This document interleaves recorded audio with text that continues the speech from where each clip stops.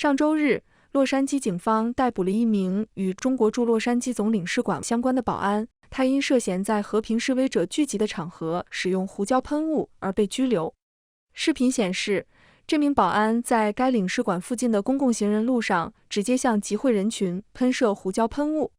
事件发生在下午3点左右，示威者们聚集在中国驻洛杉矶总领事馆外，表达对中国的不满以及对民主运动的支持。